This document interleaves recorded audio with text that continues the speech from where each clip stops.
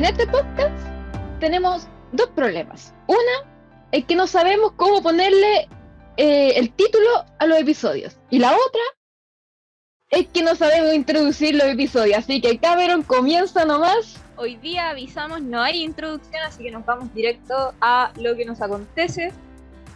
Principalmente queremos recalcar que, como hemos dicho en capítulos anteriores, Milan es psicopedagogia, yo soy profesor de arte, así que un tema que nos apasiona directamente es la pedagogía.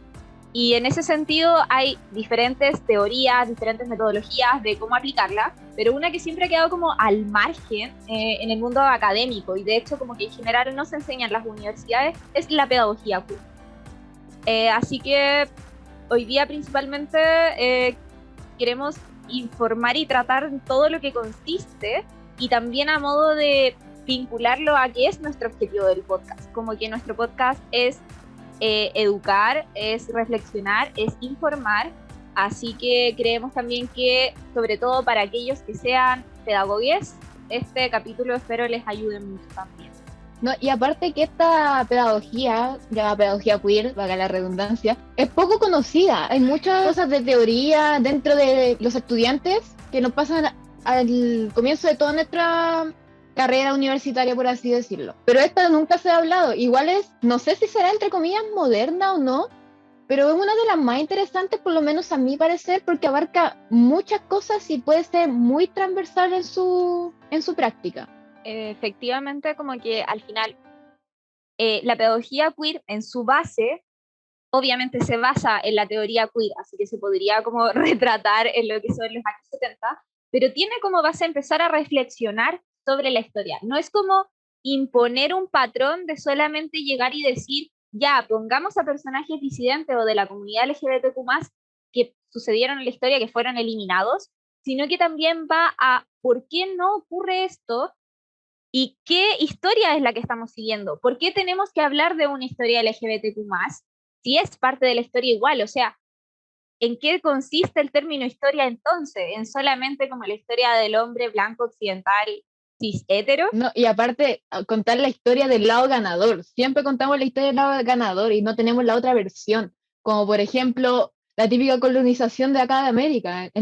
Siempre se dice como que ya se colonizaron, se extinguieron ciertos pueblos indígenas y no los exterminaron. ¿Ven? Entonces como que queda como muy al margen lo que nos enseñan en el colegio. Y aparte de lo que nos enseñan, también esta pedagogía nos invita a criticar nuestro ambiente educacional, tanto como por qué tenemos que renombrar ciertas cosas que la verdad no son necesarias, por qué tenemos que tratar tanto de normalidad y anormal a los estudiantes, o incluso llevarlo más allá de lo queer, por qué no recalcamos celebridades o de repente gente que se dedica al deporte, que tiene alguna neurodiversidad, alguna eh, discapacidad motriz o algo así, para que estudiantes que tengan esta vinculación se sientan motivados a que pueden lograr algo más de lo que siempre se les dice. Efectivamente, como que al final estas nuevas metodologías que están surgiendo, como lo que es la pedagogía queer, la pedagogía feminista, lo que es la inclusión también dentro de la educación, es para también plantear escenarios futuros. Como que de nada nos sirve enseñarle a las niñas que pueden tener un futuro si no está tampoco como el registro. Podemos incentivarlos a pelear, pero también podemos demostrarle como todos los personajes que han existido a lo largo de la historia. Entonces, igual, por ejemplo, un ejercicio que se podría hacer como muy simple es tomar un libro de historia y decir, ok, ¿cuántas mujeres hay? ¿Cuántas personas disidentes hay en este libro? ¿Cómo nos retratan? ¿Quiénes son al final los que están retratando? ¿De verdad no existieron mujeres, gay, lesbianas, trans en la historia? ¿Por qué no los están mostrando? Al final existen, y empezar a hacer como esas reflexiones e ir como más a la base de la educación, que insistimos, no es como desde el reproche de solamente llegar y pasarlo, sino que también cuestionarnos qué es lo que estamos aprendiendo ahora y por qué lo estamos aprendiendo así, o sea, por, por qué es así y cómo lo vamos a reformular. Claro, aparte que siempre pasa de que el colegio siempre te pone como hay que normalizar esto, hay que hacer esto otro, o hay que hacer visible esto, pero al fin y al cabo siguen sin ser visibles muchas cosas que los estudiantes viven y se llevan como más a la enseñanza típica que otra cosa. Ejemplo, yo tuve un momento una vez que se peleaba sobre el lenguaje inclusivo en unos comentarios de Instagram, obviamente, ahí yo me talé apoyando la causa, y había una profesora de lenguaje que decía que ella no iba a ocupar el lenguaje inclusivo con sus estudiantes. Y yo le pregunté, ¿qué pasa si llega un estudiante tuyo que es no binario? ¿Le vas a decir ella o él? Pero si esos no son sus pronombres, lo estás súper, estás siendo irrespetuosa con esa persona al llamarla con un pronombre que no es. Y que más encima tú no conozcas qué significa ser no binaria. Tú eres una profesora y más encima del lenguaje. Tú debes saber que el lenguaje crea realidades. Entonces, ¿por qué no hacerlo? No que el colegio ve el bien de los estudiantes, no que ve el futuro de los estudiantes, cómo deben sentirse y todo. Y ahí, obviamente, la profesora no sabía qué responderme, me empezó a responder puras tonteras. No, es que la RAE, me mete en la RAE y yo como, ok, bye. No sé, como que ahí ya con esa gente no puedo. Pero es eso, como que los mismos profesores están como, algunos, obviamente, en negación de aportar ciertas costumbres que son inclusivas más que nada y respetuosas hacia otras personas y otras realidades. Exacto. De hecho, bueno, para aquellos que no sepan mucho de pedagogía, hay un término principal que es el currículo. Y el currículo es como la base del sistema de cómo se conforma la educación.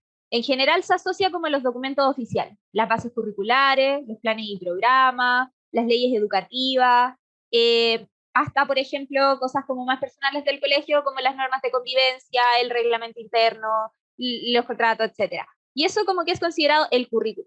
Y hace un tiempo atrás, que igual es reciente, no deben ser como más de 100 años, quizá mucho menos, comenzaron a haber ciertos teóricos que empezaron a decir que no existía solamente esa parte del currículo, sino que hay otro término que es el currículo oculto, que es todo lo que ocurre efectivamente en el colegio que afecta y que tiene que ver en parte como con también lo que es la normativa, pero también con lo que ocurre en sala y con lo que ocurre en las otras áreas. Entonces, por ejemplo, si todas las normativas me dicen que el enfoque de la educación es el niño, ¿por qué mi enfoque no se está enfocando en el niño? ¿Por qué yo tengo que ejercer violencias, porque al final es violencia, de, por ejemplo, no respetar sus pronombres, no respetar sus identidades? Si se supone que eso también refleja educación en el aula, que no está escrita en los documentos, pero que está escrita en las normas sociales y que está escrita en los tratos de convivencia que se van dando en el establecimiento. Como que al final el ambiente educacional, el estudiante absorbe todo, ya sea bueno o positivo, siempre después lo va a repetir, porque desde un principio te muestran al profesor como alguien de autoridad, alguien que tienes que respetar, y si esa persona de autoridad, bueno, esto ya pasa, pero si esa persona de autoridad no te respeta y te hace sentir mal, ¿qué pasa en esa situación? Al final, claro, ahora está como el niño habla y se condena al profesor, pero de repente no siempre es así y se le echa la culpa, no, es que el niño es desordenado, es que el niño no hace esto, no, hay que llevarlo al léxico-pedagogo para que le recete algo o para que le haga una evalúa o cosas así. Por si acaso, nosotros no recetamos, fue un ejemplo, pero, pero al fin y al cabo no nos enfocamos en el estudiante, sino que en los estudiantes que están dentro de la normativa que quiere el colegio. Y los demás que vayan a educador diferencial, vayan a psicopedagogo, vayan a otro colegio, lo que sea, pero aquí no. Exacto, y de hecho en ese sentido, al final lo que viene a hablar la pedagogía queer es como poner en cuestionamiento efectivamente el sistema y cómo también se desarrolla no solamente dentro del aula, sino que también en el espacio colegio. Entonces, por ejemplo, los uniformes. ¿Por qué existen uniformes binarios? ¿Por qué las mujeres tienen que ir con falda? ¿Por qué los hombres tienen que ir con pantalón? O, bueno, en el otro caso también un jumper. ¿Por qué existen, por ejemplo, baños para mujeres, baños para hombres? ¿Qué pasa con la gente no binaria? ¿Cómo dónde entra? ¿Qué pasa, por ejemplo, lo que también se habla, por ejemplo, en la circular 0768 de educación, de qué pasa con las personas trans que pueden ser violentadas también al usar el otro baño? ¿Cómo, quién regula eso? ¿Quién supervisa eso? ¿Por qué en el momento en que se entra al colegio siempre se está hablando de que las personas son cis y heterosexuales? ¿Por qué se asume eso? Entonces, igual al final lo que viene a plantear toda esta pedagogía es, comencemos a pensar en cómo toda esta estructura binaria, sistemática, cis hetero, también alosexual, y como todas estas cosas que se van cargando socialmente, que nos imponen, se desarrollan en el aula, y cómo empiezo a desarmar ese constructo, y cómo empiezo a poner en la palestra que, por ejemplo, existe gente trans, y que no necesito tener un alumno trans para decirlo, ni, por ejemplo, tener, bueno, igual es necesario, aviso al tiro, tener docentes trans, pero que no es necesario que esté en la sala alguien trans en general, en cualquier cargo, para saber que existen y que tienen que ser respetados para el día de mañana, que si estamos en un recreo y un cabro chico grita, oye, maricón, es una ofensa y es cruel y puede aumentar y se repiten violencias sistemáticas a futuro. Entonces, al final, como que la pedagogía queer viene a plantear todo este escenario de estas han sido las luchas, esta es nuestra historia, también debemos ser escuchados, y que también existen hitos que se han marcado gracias a las disidencias. ¿Por qué no se hablan? ¿Por qué no se tocan? O sea, por ejemplo, no sé, yo una vez conversaba sobre, por ejemplo, el personaje clásico, Juana de Arco. Hay mucha gente que habla así como Juana de Arco es un personaje histórico, todo el mundo lo conoce, es como cultura general, pero nunca se habla de la profundidad de que, por ejemplo, pudo haber un tema identitario entre medio. Y pudo haber sido, pero no se habla, como que independiente fue o no, sería importante ponerlo sobre la mesa. ¿Habrá sido Juana de Arco quizá varón y lo borraron? Claro, igual no, no ¿O abundando no tanto, binario? o no binaria. Oye, sí, puede ser como no binaria. Solamente que en eso, bueno, en esa parte de la historia no se dice cómo fue una persona no binaria porque no se debería llevar términos actuales a la antigüedad, sino que recalcar un poco que tenía ciertas actitudes o ciertos aspectos que actualmente se podrían llamar como tanto, tanto, pero es verdad, incluso yo recuerdo que algo que me motivó, entre comillas, salir del closet era saber que Gabriela Mistral era lesbiana, que tenía un amante. Y fue bastante fuerte para mí porque nadie lo dijo y como que todos asumían, incluso mi profe de lenguaje asumía que tenía una pareja por ahí, que era hombre.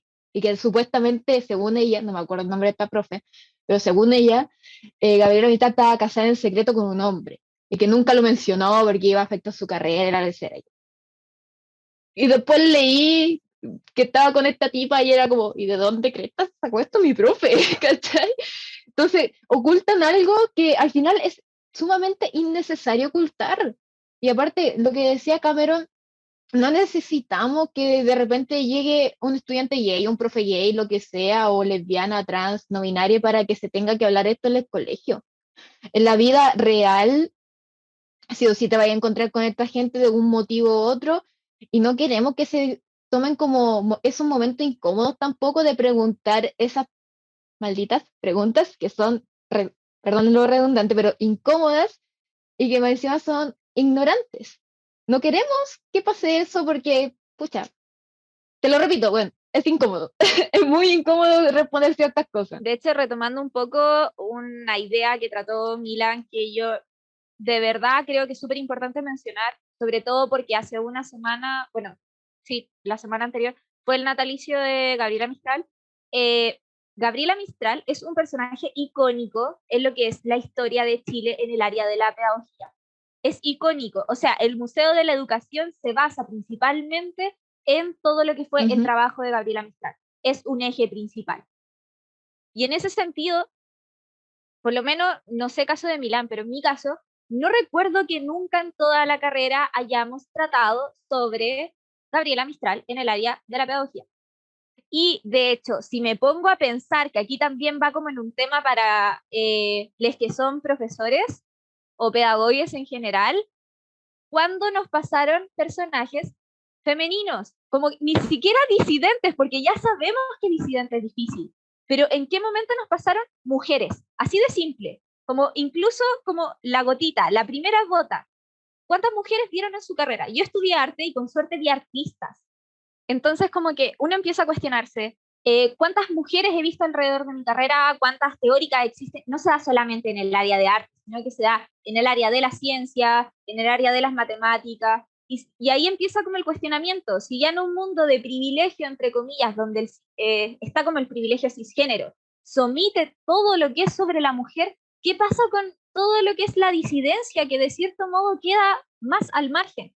Porque claro, hoy en día con el feminismo se está tratando más el tema de que empecemos a mostrar mujeres, empecemos a hablar también en la sala, empecemos a dar ese reconocimiento, porque también hay estudios, hablando un poco también de lo que es la pedagogía feminista, que demuestran que, por ejemplo, las mujeres son peores supuestamente en matemáticas porque los libros de matemáticas no están hechos para mujeres, porque en todo momento se les trata como personas que van a la feria, personas que hacen el aseo, mientras que a los hombres se les ponen oficios como médicos, como científicos. Entonces esa brecha al final inconscientemente entra en que la mujer tiene labores del hogar. Y se repiten los roles de género y eso hace que también los profes no le pongan atención a las mujeres y eso genera una brecha a nivel como global. Es un estudio que se ha hecho en pedagogía. Entonces, si estamos viendo todos esos patrones que se aplican también en las áreas respecto a lo que es el binarismo hombre-mujer, cis, hetero, y los roles que se dan en esa dinámica, ¿qué pasa con las disidencias? O sea, ¿dónde quedamos nosotros? ¿En qué momento vamos a empezar a ver todo lo que hay detrás en ese sistema? Y al final la pedagogía queer lo que viene a decir es, pongamos esto en la palestra, pongámoslos no solamente mostrando a los personajes históricos, sino que cuestionando también a los personajes tradicionales que ya estaban y preguntándonos por qué no están ambos en los libros y las dos partes son importantes. Me recordó mucho que, claro, pues yo en mi carrera solamente tuve a Amanda Céspedes como la mujer, de que salía Educar las emociones, si no me equivoco, su libro, y sería, no hablaron de ninguna mujer más. Incluso yo tuve que llevar un libro de Gabriela Mistral que se llama Pensamiento Pedagógico, y lo presenté junto a una compañera, porque el profesor nos había mandado a leer puros libros que eran de autores masculinos, hombres. Entonces, lo encontré como súper una buena oportunidad de presentar como a Gabriela Mistral, ya que nadie la muestra y fue como también una de las del por qué yo estudié pedagogía o algo relacionado con pedagogía. Entonces, no sé, como que ese sesgo está tan gigante todavía, incluso lo hice mucho en mi tesis también, que se trataba de eso, que no hay mucho representante femenino y menos en el área que son supuestamente de hombre, por ejemplo, ciencias, matemáticas, de repente hasta en historia cuesta encontrar una mujer, siendo que la más repetida que fue en la encuesta que hice para mi tesis, que fue Marie Curie, que es como la típica, weón. Como que todo se sabe en esa. Y más allá de eso, no. Y el literatura, obviamente, te pasan a la Gabriela, te pasan a otra y otra y otra, pero lo demás, ¿qué? Y aparte, retomando lo que dice Cameron, el ser humano se mueve a través de su motivación, sí o sí. Todo lo que hacemos, como yo le comentaba hace un rato a Cameron, lo hacemos porque quizás quiero la plata a fin de mes o porque quizás me voy a comprar algo bonito, eh, porque me voy a sacar un 7 quizás, no sé, en la U suena más eso que el colegio, pero bueno, sirve igual de motivación. O por el simple hecho de que vas a aprender algo nuevo o que vas a lograr algo más allá. Si no ves un referente, te van a hacer trabas las personas de afuera y tú mismo. ¿Por qué? Porque, pucha, me va a costar, voy a ser la primera persona, sí, pero ¿quién me va a apoyar en esto? ¿Qué voy a hacer acá? ¿Qué voy a hacer con esto otro? Incluso, ¿qué pasa si me tiran un insulto? Llega más a cuando te llega un insulto, pero tú sabes que hay un referente que lo hizo antes. O por lo menos a mí me pasa. Que si yo recibo un insulto de, no sé, parecís marimacha, me da lo mismo. Porque yo sé que otras personas que son grandes líderes ahora también la han recibido. Incluso tengo una persona no binaria en Estados Unidos en un estado. ¿Cachai?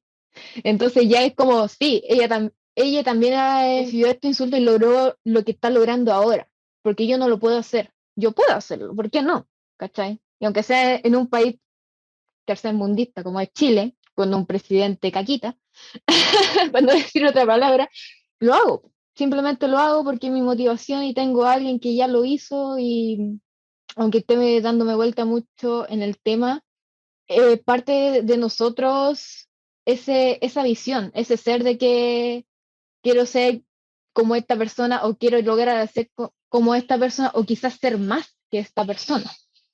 Yo voy a lograr un poco más o yo voy a lograr hacer estas cosas más. Entonces, es algo bien importante y por eso también me gusta esta teoría, porque hace visible lo que es todavía invisible en la educación. Porque siempre le dicen, no, es que esto es tema transversal con la no discriminación y todo, pero al fin y al cabo nos discriminan igual, e incluso los mismos profesores. ¿Para qué estamos con cosas? Aún hay profesores que tratan mal a sus estudiantes, sea intencional o no, ignorante o no, ¿cachai?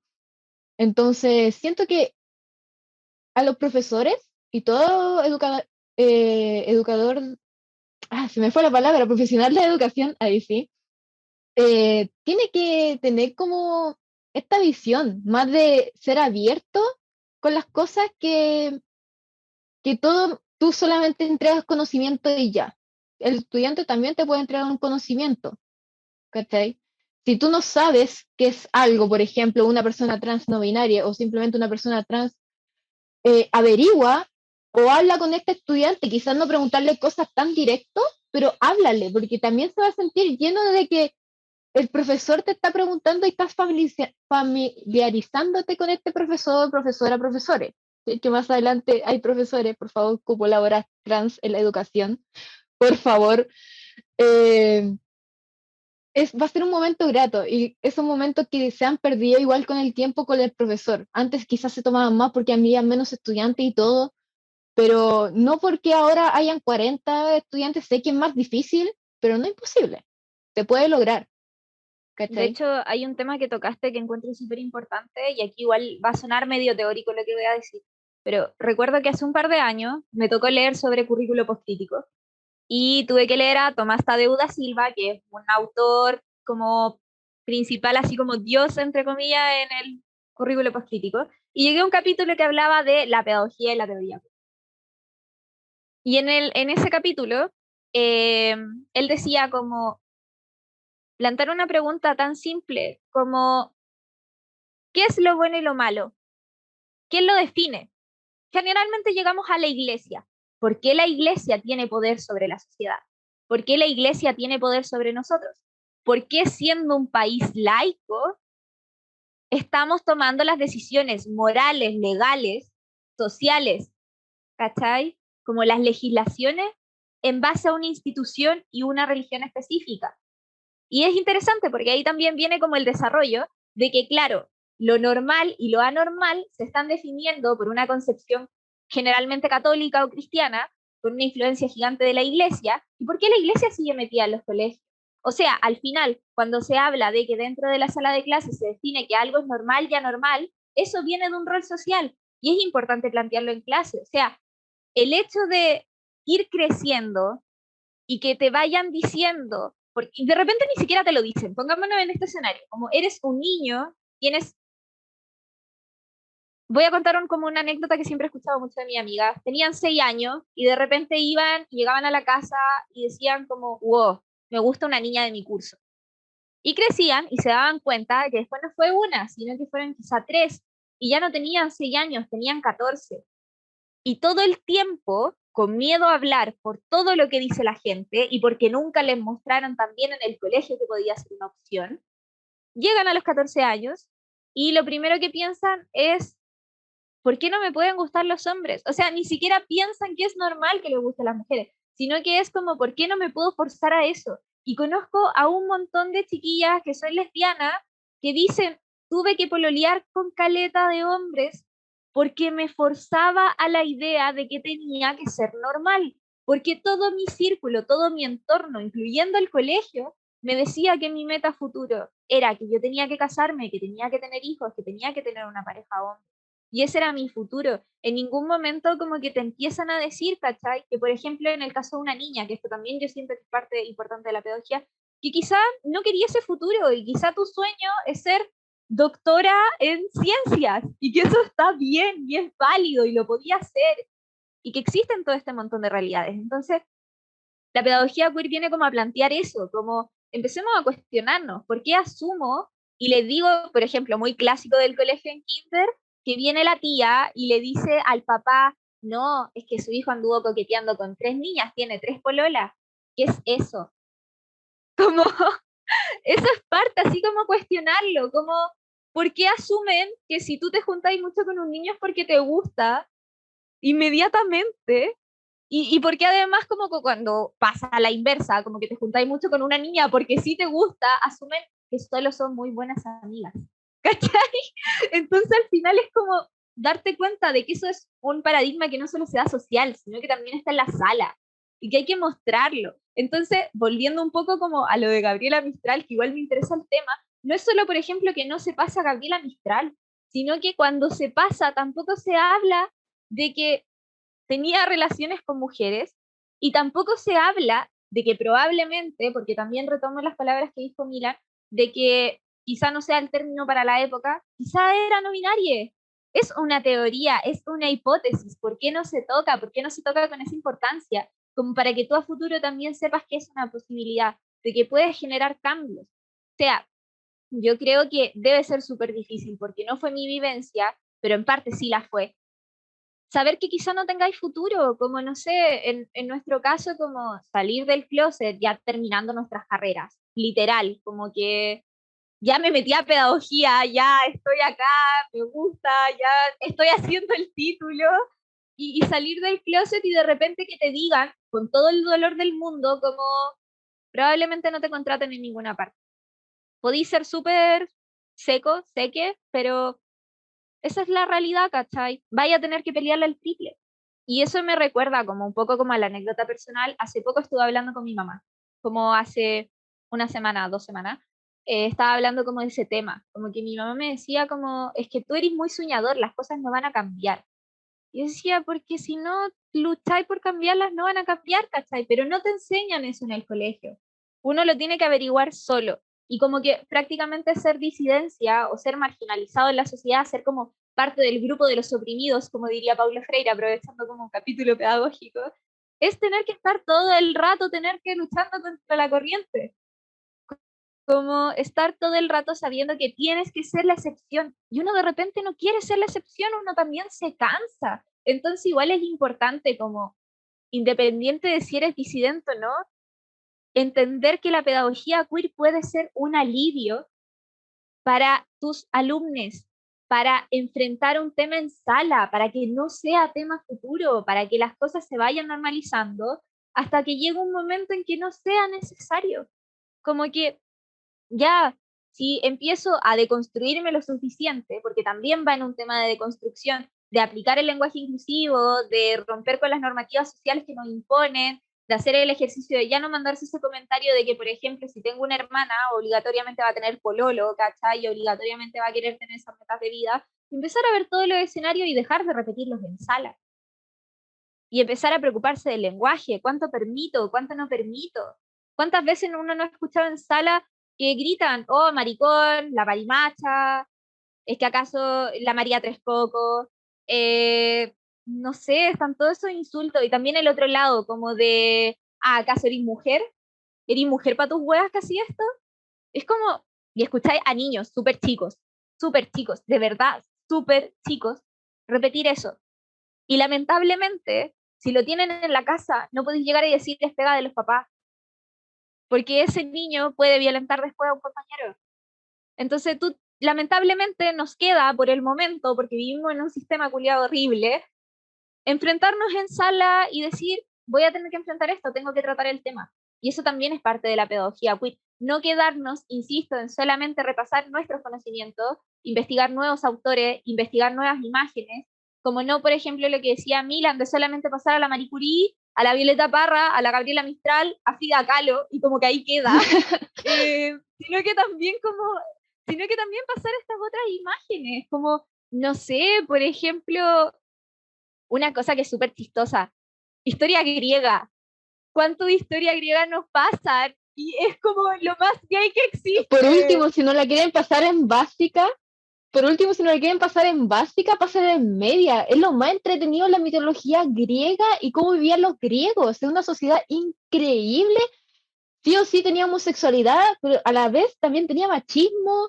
Era una mezcla rara de muchas cosas, evolucionaron tan rápido y al final todo eso desapareció y no. Exacto, y no solo eso, sino que también, por ejemplo, dando una perspectiva como más abierta a también lo que puede ser como lo de colonial, la forma en la que se pasa a los pueblos originarios es súper violenta y también es súper como binaria y súper tosca, como que de verdad como que cero respeto, como también preguntémonos eso, como que ahí no existía, por ejemplo, el no binarismo, sino que existen otros términos, ¿por qué no los averiguamos? ¿Por qué no se hablan en clase? ¿Por qué tampoco son personajes y son parte importante de la cultura y la historia de los pueblos? Entonces, igual siento que da para un tema gigante. Lo mismo que decía Milan, de repente, y que yo también he leído mucho los textos teóricos y lo voy a dar como recomendación, no imponer. Como que el término imponer es crítico. No es llegar y decir, oye, no digáis eso porque está mal.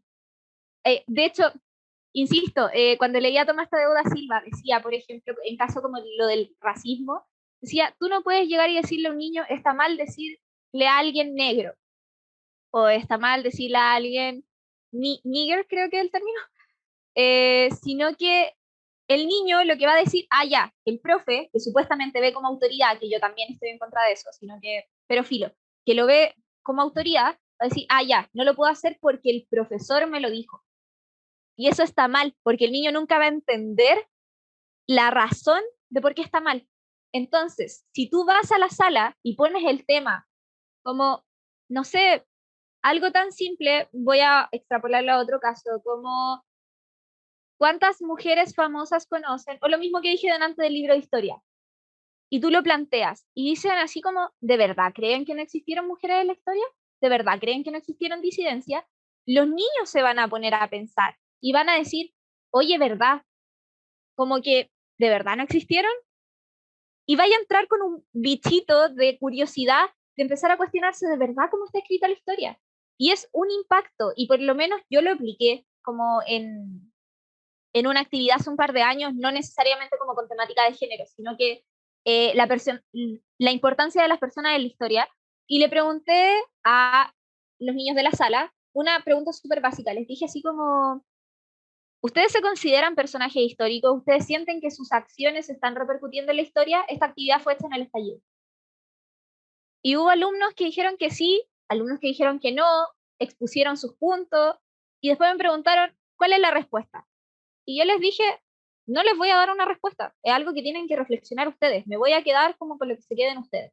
Cada uno va a tener su propia respuesta y va a ser válida. Y de verdad les explotó la mente, porque se dieron cuenta que podían hacer historia, porque nadie te enseña que tú también podís volver tu Claro, personaje como que los histórico. personajes históricos ya están, ya son los que son y los demás, lo que más se tocan son políticos, ¿para qué estamos con cosas? Cuando en historia te pasan como la historia de hoy en día, como la actualidad, siempre te meten a político y nada más interesante, o por lo menos para mí no era tan interesante en ese tiempo. Y aparte que te deja de lado un poco el adultocentrismo que se vive en sala, como que el estudiante sea como un ser que solamente absorbe todo lo que tú dices, pero que esa persona no le puede decir nada. Y eso lo encuentro como súper, primero lo encuentro fome, yo no voy a una clase al que el estudiante se quede mirándome como yo hablo, ¿cuánto? 1 hora y media aproximadamente de un tema que quizás él, la mitad pesca y la mitad no, y si es que lo pesca, no, no estamos para eso, si el estudiante también es un ser vivo, también habla, hasta lo voy cuestionarle sus preguntas, él también te puede cuestionar, ¿cachai? Es más tener esa conversación, esa escucha activa con el estudiante que es tan importante y que muchos profesores no la toman en cuenta. Por último, hace una clase que sea autorreflexiva, con pensamiento crítico, quizás con el pensamiento un poco más artístico, más creativo, no sé, lo que sea, para que se vea esta teoría, por último, en práctica. Y de verdad que va a servir bastante. Y no es tanto de que aclarar como una cosa de que no es como cuestionar la identidad del estudiante o su orientación sexual, sino que ellos mismos se descubran. ¿Cachai? Si llega un estudiante diciendo quizás soy trans, es- tú le puedes dar quizás las herramientas, como pucha, voy a averiguar esto, esto, otro y aquí y allá, pero él básicamente tiene que hacerse su autodescubrimiento y cachar si es trans o no. Porque al fin y al cabo, une nomás sabe esa respuesta, no los demás. Bueno, respecto a eso, ¿Cachai? quiero retomar un poco un punto súper chiquitito, como para seguir, porque igual está intenso como muchas ideas. Eh, Primero, dar dos recomendaciones para quienes estén escuchando. Laura Roddy, Laura Roddick es un personaje importantísimo en el área de lo que es la pedagogía artística. Fue una grande y además, que lo recordé ahora recién cuando lo estábamos hablando, fue novia de Gabriela Mistral. Entonces, además está como el ámbito feminista, lésbico, artístico. Para quienes quieran saber, es un personaje histórico de la historia de Chile, eso es lo importante, súper importante, y además tiene un montón de cuadros que también siento que hablan del no binarismo, entre comillas, y como la representación de diferentes cuerpos. Entonces, de verdad, si pueden investigarlo, genial. Y respecto a lo otro, que también creo que lo mencionamos en un capítulo anterior, la artista Sebastián Calfuqueo, también 100% recomendado, mapuche, disidente, de verdad también trabaja con esos temas como de cómo el colonialismo al final borró parte de la historia incluso de los pueblos, como a un nivel de que muchos pueblos niegan un poco como esta parte de la identidad. Respecto al otro tema, también consejo importante, lo tocó Milan, dejemos de hablar de padre y madre, dejemos de hablar de la familia tradicional. La mayoría de los niños en Chile no tienen familia tradicional, no solamente porque existan familias disidentes, hay muchos que directamente no tienen padre, no tienen madre, otros viven con los abuelos. Entonces, existe una variedad de familias. Hablemos de su familia, hablemos de los tutores, no sé, pero dejemos de hablar simplemente de padre y madre. Eso también repite un discurso, eso también afecta en el colegio. Como que se ha ido erradicando de a poco, pero tomémosle el peso. Porque ¿qué pasa con los niños que están en hogares? Entonces también empecemos a darle la vuelta, como que de repente esas figuras tampoco están, y es súper lata, porque hay gente que lo vive y se sabe que es así, que siempre se hable del padre y la madre, y de repente esas figuras no están. Entonces, tomémosle el peso, empecemos a cambiar el discurso, eso también es parte de nuestro trabajo, empecemos a adaptarnos a las realidades de los estudiantes, más allá de lo que nos exijan los papeles.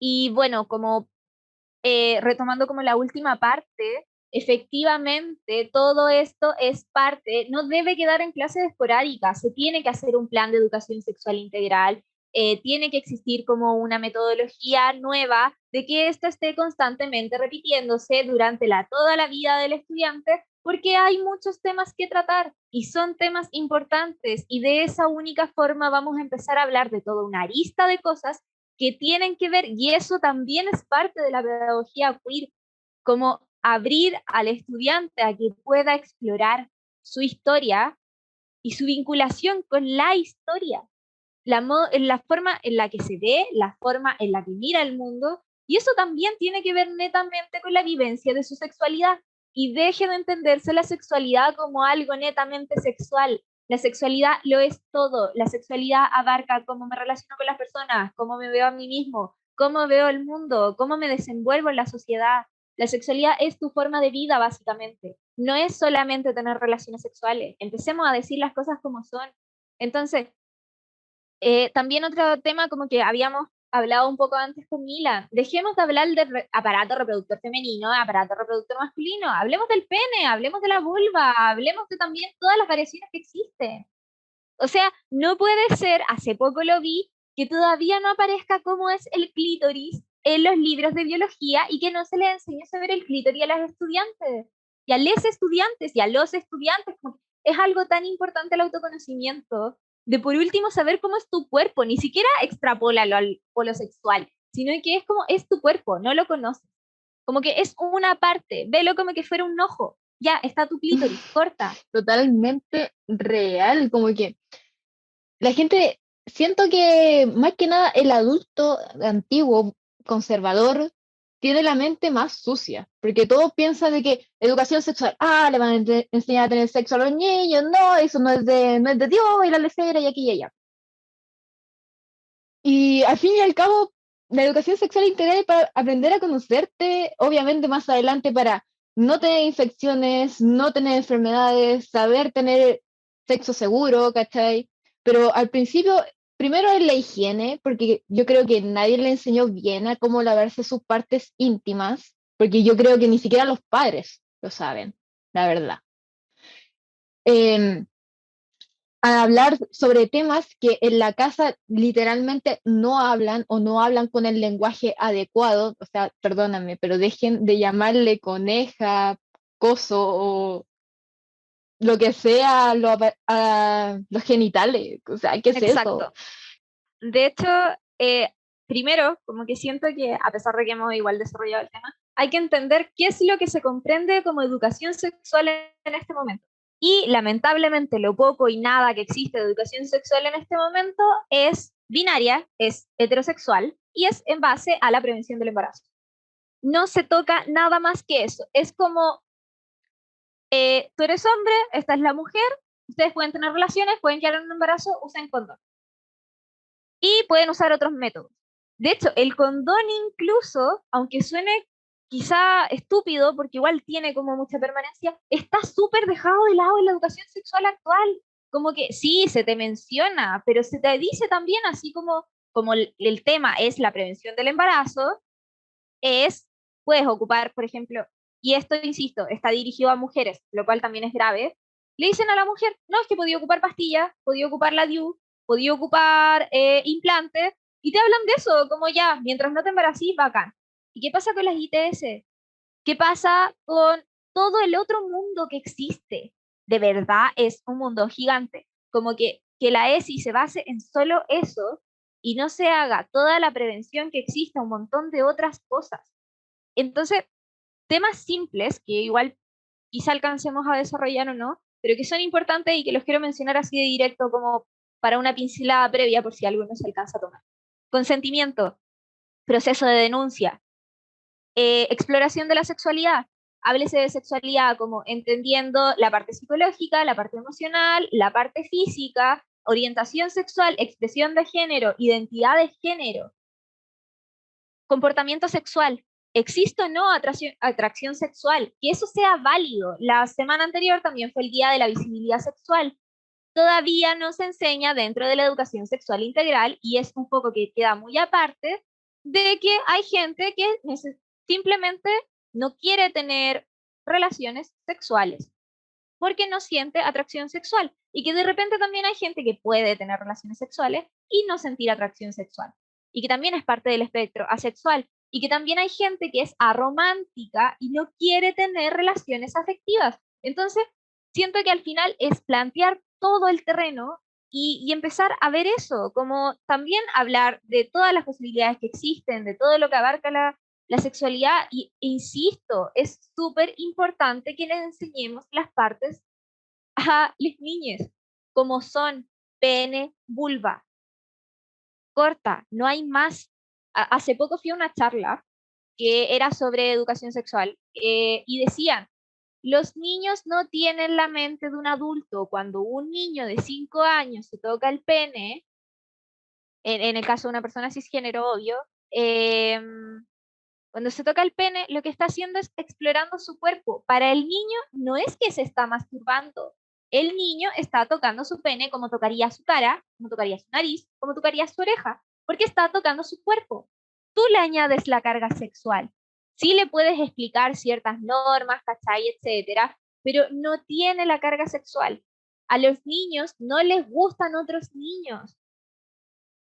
Lo que pasa es que la mente adulta le mete en la cabeza que tiene que tener eso. Y lo ven en las películas y lo ven en las series y al final empiezan, claro, le ven a una persona y dicen, no, me gusta. Pero de repente puede que quizá no sea gusto, sea admiración o es que tienen una conexión muy especial con esa persona y confunden, aunque suene feo, pero de repente sí existen esos niños porque el papá le está metiendo en la cabeza que si te juntáis mucho con la otra persona es porque te gusta.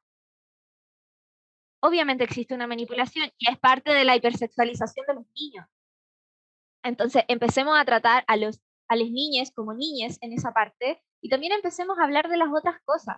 Si tenemos personas que no fueron educadas y tenemos discursos sumamente violentos de la sociedad, es importante y sumamente importante desarrollar cosas como la autoexploración, insisto, en todos los sentidos que ya hablé de la sexualidad en general, no solamente, por ejemplo, de lo que se hable de la masturbación, sino que también de todos los otros ámbitos, que deje de ser tabú. Todos nos hemos masturbado, todos, aunque haya sido una vez, y es válido decir, no me gustó, pero es importante tener la experiencia, porque se criminaliza. Entonces, empecemos a hablar como sin tapujos, estas son las cosas que pasan. Es normal, todo eso es normal, es un periodo de exploración. tú estás explorándote toda tu vida y esa exploración tiene que ser resguardada y es súper importante que se enseñen todas las bases sobre el consentimiento, porque nunca nadie te enseña sobre el consentimiento. Y lamentablemente, cuando eres socializado mujer toda tu vida, desde tu más temprana infancia, te enseñan que tú nunca puedes decir que no, nunca. O sea, desde que viene el tío y te quiere dar el beso en la mejilla y tú te alejas y te dicen, no, es que tenéis que darle el beso en la mejilla porque tu tío quiere darte un beso en la mejilla, te enseñan a que tú no puedes decir que no. A ese nivel de violencia existe en nuestra sociedad y que se da desde cosas súper chicas. En el momento en que, por lo menos yo lo viví, que llegué a la casa llorando porque mi pareja me cagó y me dijeron fue porque tú no hiciste lo que él quería, fue porque tú no le diste lo que él necesitaba, te están pasando a llevar con el consentimiento. Y te aseguro que si tenéis familias así, insisto, no podemos en este momento, lamentablemente, dejar la pega a los papás, porque pone en peligro a las niñas y a los adolescentes. Entonces, al final, hay que hablar de consentimiento, porque esos discursos que pueden parecer súper pequeños se vuelven grandes cosas. En el momento en que decís, me sentí incómodo con una persona porque me abrazó y no quería, y te dicen, tenés que aguantártelo, puede ser que el día de mañana otra persona te toque sin tu permiso y tú no sepáis cómo reaccionar, porque tenéis miedo de que de nuevo te digan que tú lo exageraste y que tenés que mamarte. Entonces, es fuerte y hay que hablar de esas cosas, hay que enseñarle. Y hay un montón de casos e historias de relatos de agresiones sexuales que dicen que si no hubiese sido por la clase que tuvieron en el colegio de educación sexual, no hubiesen entendido lo que les pasaba y no hubiesen pasado por sus procesos de denuncia. Y también por eso es importante, el proceso de denuncia es súper complejo y en Chile es un país donde se defiende a los agresores. Entonces, si se defiende a los agresores, hay que hablar del proceso de denuncia, hay que enseñar cómo denunciar, es importante, como que no puede desestimarse, no puede dejarse de lado porque vivimos en un país con mucha violencia. Y en ese sentido hay que crear un espacio sin tabúes donde las niñas puedan hablar su experiencia para poder prevenir cosas, para poder prevenir un montón de temas porque no se está enseñando en ninguna parte y porque no tienen con quienes hablarlo. Eso es bastante como importante y retomando un punto tuyo de autodescubrirse, de masturbarse o como quieran decirle. Es súper importante como empezar a descubrir tu cuerpo y saber qué partes son así de tu cuerpo y qué partes no y cosas así, porque el simple hecho de hacerte una autorrevisión todos los meses es súper importante y súper saludable porque tú solamente sabes qué es de tu cuerpo y qué no. Si algún momento te sale, ejemplo, lo típico de la revisión de las mamas, ¿qué pasa si te sale algo o algo diferente? Tú lo vas a cachar, no otra persona. Al igual que igual que la vagina o la vulva, si sale algo raro en una de esas dos partes o juntos, tú lo vas a saber. Y eso significa que tienes que ir al médico, al ginecólogo, a la matrona, para que te hagan unos exámenes que quizás también tengas que hacértelo mensual y poder prevenir cualquier cosa, ya sea grave o no. Incluso yo recomiendo que cada vez que uno tenga una pareja sexual se haga un examen, sea con ejemplo, sea una relación súper duradera, tenían súper confianza y todo, uno nunca sabe, perdónenme, pero uno nunca sabe qué pasa en el otro lado de la pareja, aunque tengáis toda la confianza del mundo. Bueno, para ir cerrando, mencionar unas pequeñas cosas como para finalizar. Primero, personas con vulva, como para terminar también el tema de la ESI, que tengan relaciones entre vulvas no significa que no se puedan contagiar cosas. Existen métodos y por eso también es necesario que la ESI se amplíe, porque la mayoría de las personas con vulvas no saben cómo protegerse. Existen páginas, en Aprofa, por ejemplo, venden condones, ay, no recuerdo el término exacto, se le llama como condón interno, creo, que es un condón que se mete dentro de la vulva. También mencionar que otro tema importante, no porque alguien sea cercano, incluye parejas, significa que lo que te hizo no sea válido. la mayoría de las agresiones sexuales se dan en círculos de confianza. Es un mito creer que la calle está en peligro, a pesar de que existe. Existe también dentro de las casas, existe en nuestras relaciones. Si te pasó algo, es válido. Y también para finalizar el tema de lo que es la pedagogía queer, que fue como lo que nos llevó acá, queríamos recomendar también la lectura de Pedagogía Feminista de Claudia Corol, que habla de distintos polos, habla también de, por ejemplo, teorías como de Paulo Freire o de pedagogías como más liberadoras desde el punto de vista feminista, y también abarca la teoría queer. Y recomendar también la página de Instagram de Pedagogías Feministas, donde están haciendo publicaciones constantemente para que puedan ir informándose y tratando los temas. Además de recomendar el libro tal cual como Pedagogía Queer, que dice que nos arriesgamos a hacer una nueva educación, más o menos trata los mismos temas que hablamos hoy día, y es de Mercedes Sánchez Saiz. Muy bueno el libro, sí es un poquito denso, así que leen solo con calma, pero se entiende muy bien al fin y al cabo. Y aparte, léanse los libros de Gabriela Mistral, que están terribles buenos, Pedagogía, Pensamiento Pedagógico y Cartas hacia Doris, que ese me encanta. Exacto, así que hacemos el llamado a las personas que nos estén escuchando, que sigan reflexionando, informándose, cuestionando, por favor, cuestiónenselo todo hasta el día que se mueran. Y también les invitamos a seguirnos en redes sociales, obviamente vamos a seguir tratando muchos temas importantes como este, así que síganos en Instagram, también tenemos canal de YouTube, y sigan escuchándonos, por favor. Tomen agüita, cuídense mucho y vayan a vacunarse cuando les toque.